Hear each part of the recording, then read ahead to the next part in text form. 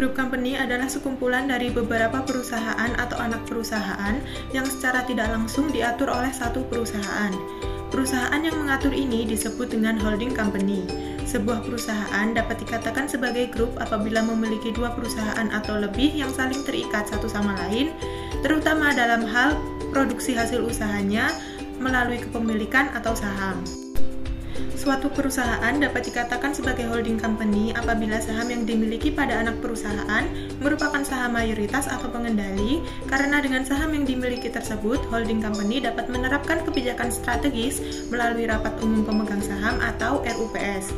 Dengan demikian, secara tidak langsung, holding company memiliki peranan penting dalam mengatur arah gerak dari anak perusahaan.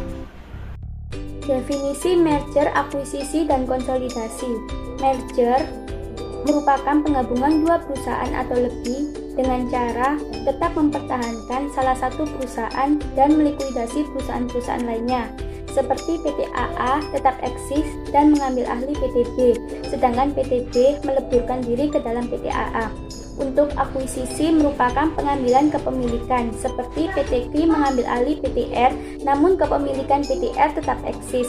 Untuk definisi terakhir, konsolidasi merupakan penggabungan dua perusahaan atau lebih dengan cara mendirikan perusahaan baru dan melikuidasi perusahaan-perusahaan yang ada, seperti PT X dan Y meleburkan diri dan terbentuklah perusahaan Y.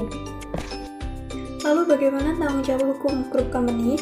Tanggung jawab hukum grup company dibagi menjadi 3. Yang pertama, induk perusahaan menandatangani perjanjian yang dilakukan anak perusahaan dengan pihak ketiga perusahaan.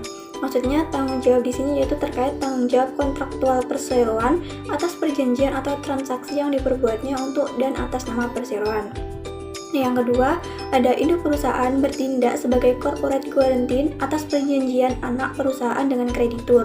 Dalam hal induk perusahaan bertindak sebagai corporate guarantor atau berkedudukan sebagai personal guarantor ketika anak perusahaan dinyatakan pailit.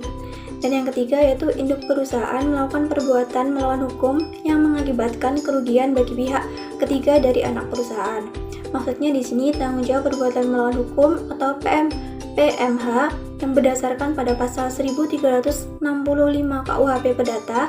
Dalam praktik peradilan Hooggerecht Belanda cenderung menganut teori organ yang menyatakan bahwa perseroan sebagai badan hukum dapat dituntut pertanggungjawabannya berdasar pasal 1365 KUHP Perdata apabila organ perseroan melakukan perbuatan melawan hukum.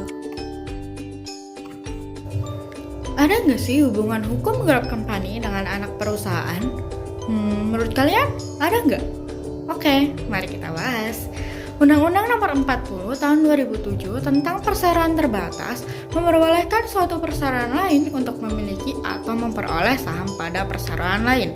Dasar hukum legitimasinya bahwa perseroan dapat mempunyai saham di perusahaan lain, yakni pada pasal 7 ayat 1 Undang-Undang Nomor 40 Tahun 2007 tentang perseroan terbatas yang menyatakan bahwa pendirian perseroan didirikan oleh dua orang atau lebih dengan akta notaris yang dibuat dalam bahasa Indonesia.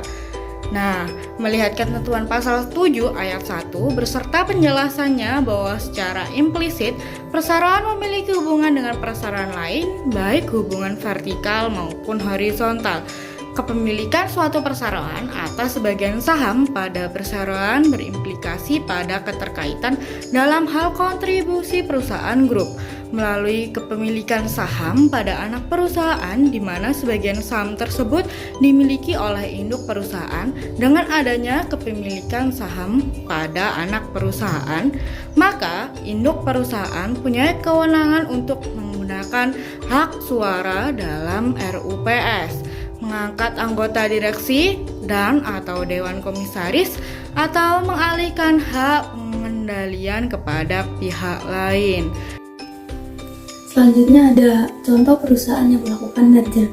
Pertama, dengan menghubungkan 3 perusahaan. 1. PT Bank BRI Syariah. Yang kedua, PT Bank BNI Syariah. Dan yang ketiga, PT Mandiri Syariah. Dengan membentuk perusahaan baru menjadi PT Bank Syariah Indonesia di bawah naungan BUMN sebagai sebuah grup company-nya.